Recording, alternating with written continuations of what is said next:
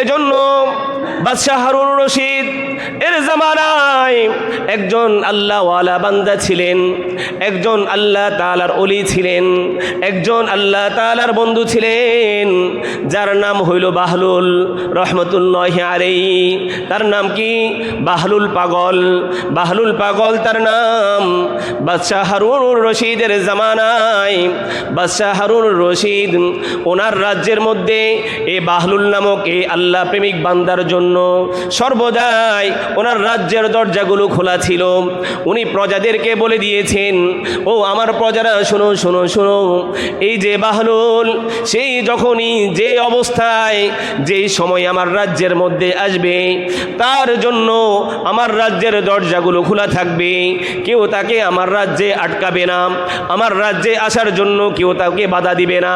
তার যখন মন চায় সে আমার রাজ্যে আসবে, তার যখন মন চায় সে আমার সাথে সাক্ষাৎ করবে। এই বাহলুল তিনি আল্লাহ তাআলার বান্দা, খাঁটি বান্দা ছিলেন, আল্লাহ তাআলার ওলি ছিলেন, আল্লাহ তাআলার বন্ধু ছিলেন, বাদশাহ হারুন রশিদের খুব প্রিয় মানুষ ছিলেন। এই বাহলুল নামক আল্লাহ তাআলার এই ওলিকে বাদশাহ হারুন রশিদের রাজ্যের সর্বদাই আসা ওনার জন্য উন্মুক্ত ছিল। এই জমিনে আমরাও দেখি বিভিন্ন দেশের প্রধান যারা ওনাদের সাথে আল্লাহ তাআলার খাঁটি কিছু আল্লাহওয়ালার সাথে সম্পর্ক থাকে, কিছু আলেম ওলামার সাথে সম্পর্ক থাকে, ধর্মীয় সকল বিষয়গুলো ওনাদের কাছ থেকে পরামর্শ নেওয়ার জন্য দেশ প্রধান যিনি হন তিনি তাদের সাথে ভালো সম্পর্ক রাখেন। ও বন্ধু, তেমনিভাবেই বাদশাহ হারুন রশিদের জামানায় এই বাহলুল আল্লাহ তাআলার গোলাম, আল্লাহ তাআলার ওলি, তার জন্য বাদশাহর দরবার সর্বদাই খোলা ছিল। বাদশাহ হারুনের রশিদের দরবারে বাহলুল একদিন আসলেন। আসার পরে বাদশাহ হারুন রশিদের হাতে একটা লাঠি ছিল। কি ছিল? একটা লাঠি ছিল, একটা ছড়ি ছিল। সমস্ত বাদশাদের হাতে, আগের অনেক বাদশাদের হাতে ওনারা লাঠি রাখতেন। ও বন্ধু, এই বাদশাহ হারুন রশিদের হাতে একটা লাঠি ছিল। বাদশাহ হারুন রশিদ ওই লাঠিটা বাহলুলের হাতে দিয়ে বলতেছেন, ও বাহলুল, তোমাকে আমি আজকে এমন একটা লাঠি দান করলাম, এই লাঠিটা আমার পক্ষ থেকে তোমাকে হাদিয়া দিলাম, এই লাঠিটা আমার পক্ষ থেকে তোমাকে গিফট করলাম। এই রাজ্যে, আমার রাজ্যে যদি তোমার চেয়ে মূর্খ কাউকে পাও, তোমার চেয়ে অবুঝ কাউকে পাও, তোমার চেয়ে বেকুফ যদি কাউকে পাও, ও বাহলুল, আমার এই লাঠিটা তাকে তুমি দিয়ে দিও। সুবহানাল্লাহ। ও বন্ধু, বাদশাহ হারুন রশিদ কাকে বলেছেন? আল্লাহ তাআলার প্রেমিক বান্দাকে বলেছেন, আল্লাহর ওলিকে বলেছেন, ও বাহলুল, আমার এই রাজ্যে তোমার চেয়ে মূর্খ যদি কাউকে পাও, তোমার চেয়ে বেকুফ যদি কাউকে পাও, তোমার চেয়ে অদম যদি কাউকে পাও, আমার এই হাদিয়াটা তার হাতে পৌঁছায়া দিও। ও বন্ধু, এই হাদিয়া পাওয়ার পরে বাহলুল রহমতুল্লাহি আলাইহি এই লাঠিটা দীর্ঘদিন ওনার কাছে রাখলেন, দীর্ঘ সময় ওনার কাছে রাখলেন। কাকে পাবেন এই জমিনে? যার সম্পর্ক আল্লাহ তাআলার সাথে, যে আল্লাহ তাআলার ওলি, সেই তো এই জমিনে সবচেয়ে বেকুফ আমরা মনে করি, সে পাগল, তা সে এই জমিনে তার কোনো মূল্য আছে কিনা? দীর্ঘদিন বাহলুল রহমতুল্লাহি আলাইহি বাদশাহ হারুন রশিদের এই হাদিয়া যিনি নিজের কাছে রাখলেন, তার চেয়ে অদম কাউকে পান নাই, তার চেয়ে মূর্খ কাউকে পান নাই, এই জমিনে তার চেয়ে বেকুফ কাউকে পান নাই। দীর্ঘদিন এই লাঠি নিজের কাছে হাদিয়া রাখলেন। একদিন হযরত বাহলুল রহমতুল্লাহি আলাইহি শুনতে পাইলেন বাদশাহ হারুন রশিদ মমর্ষ অবস্থায় মৃত্যু শয্যায় শায়িত, মৃত্যুর সাথে পাঞ্জা লড়তেছে। বন্ধু যেহেতু বাহলুল রহমতুল্লাহি আলাইহি, বন্ধুর সংবাদ শোনার পরে বাদশাহ হারুন রশিদের মৃত্যুর কথা শোনার কারণে মৃত্যু শয্যায় শায়িত, এমন হালত শোনার পরে বাহলুল সুন্নত হিসাবে বন্ধুর দরবারে গেলেন বন্ধুকে দেখার জন্য, বাদশাকে দেখার জন্য। বাদশার কাছে গিয়ে বাদশাকে বললেন, ওগো বাদশাহ, কি অবস্থা অবস্থা আপনার শরীরের, কি অবস্থা আপনার শরীরের? বাদশাহ বললেন, দেখতেই তো পাইতেছো আমার অবস্থা, মৃত্যু শয্যায় শায়িত। যখন ডাক আসবে চলে যাব, যখন ডাক আসবো চলে যাব। সফরের সময় তো হয়ে গেছে, সফরে তো আমাকে যাইতে হবে। এই সফর থেকে আমাকে তো কেউ তো বাঁচাইতে পারবে না। এই সফর থেকে আমি কোনোভাবে মুক্তি পাওয়ার সুযোগ নাই। এই সফর থেকে আমি নিজেকে বিরত রাখবার সুযোগ নাই। সফরের তো সময় হয়ে গেছে।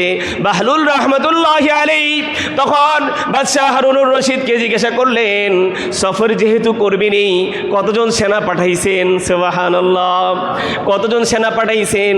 যেই জায়গায় সফর করবেন ওই জায়গায় কতজন সেনা পাঠাইছেন? যেখানে পাঠাইছেন, যেখানে সফর করবেন কি পরিমাণ অস্ত্র শস্ত্র পাঠাইছেন? যেখানে সফর করবেন কতটুকু খাবার পাঠিয়েছেন? যেই জায়গায় সফর করবেন ওই জায়গার অবস্থা কি একটু পর্যবেক্ষণ করে আসছেন কিনা? আপনার সৈন্যরা কি সেই জায়গাটা দেখে আসছে কিনা?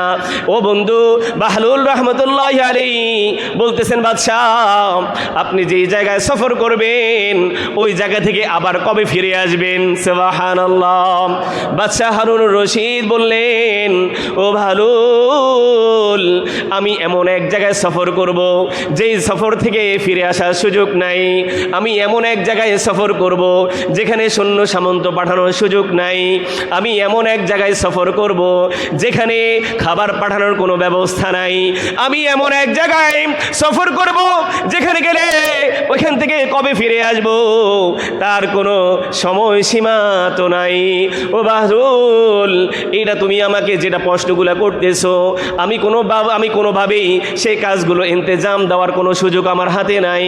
আমার এত বাহিনী, এত সৈন্য সামন্ত, এত বাহিনী দ্বারা আমার রাজ্যে নিমজ্জিত, আমার রাজকে আজকে সাজানো, কোনো সেনাবাহিনী পাঠানোর তো সেই সফরের সুযোগ নাই, কোনো বিমান বাহিনী পাঠানোর তো সুযোগ নাই, কোনো পুলিশ পাঠানোরও তো সুযোগ নাই, কোনো পর্যবেক্ষণ করনেওয়ালাও তো পাঠানোর সুযোগ নাই, কোনো গোয়েন্দা পাঠানোর তো সুযোগ নাই। যেখানে সফর করব সেখান থেকে কবে কবে আবার আসব সেই সময়টাও তো নির্ধারণ করার সুযোগ নাই। আল্লাহু আকবার, আর আওয়াজ বলে আল্লাহু আকবার। বাদশাহ হারুনুর রশিদকে এখন বাহলুল প্রশ্ন করলেন, ওগো বাদশাহ, যেইখানে সফর করবেন ওখানে বাহিনী পাঠানোর সুযোগ নাই, খাবার পাঠানোর সুযোগ নাই, কবে আসবেন সেখান থেকে ফিরে আসারও সুযোগ নাই। ও বাদশাহ, সেখানে যেটা লাগবে সেটাও তো আপনার আমল নামায় নাই। আপনার আমল নামায় তো নামাজ নাই, আপনার আমল নামায় তো রোজা নাই, আপনার আমল নামায় তো হজ নাই, আপনার আমল নামায় তো দান সাদকা নাই। ওইখানে গেলে যেটা আপনার কাজে লাগবে সেই পুঁজি তো আপনার নাই। ও বাদশাহ, যেই সফর করবেন সেই সফরের জন্য কোনো প্রস্তুতি তো আপনার নাই। ও বাদশাহ, যেখানে আপনি ভ্রমণ করবেন সেখানে ভ্রমণের যত প্রস্তুতি কোনো কিছুই তো আপনার কাছে নাই। এই যে আমাকে একটা হাদিয়া দিয়েছেন, একটা ছড়ি হাদিয়া দিয়েছেন, আমাকে একটা লাঠি হাদিয়া দিয়েছেন, আর বলেছেন আমার চেয়ে মূর্খ যদি আপনার রাজ্যে কাউকে পাই আমি যেন তাকে এই ছড়িটা দিয়ে দিই। আপনি আমাকে বলেছেন আমার চেয়ে মূর্খ যদি কাউকে এই জমিনে পাই এই হাদিয়া যেন আমি তাকে দিয়ে দিই। ওগো বাদশাহ হারুনুর রশিদ, এই রাজ্যে আপনার চেয়ে মূর্খ, আপনার চেয়ে অদম, আপনার চেয়ে বেকুফ এই রাজ্যে আমি আর কাউকে পাইলাম না। নেন নেন নেন, আপনার হাদিয়া আপনি নিয়ে যান। ও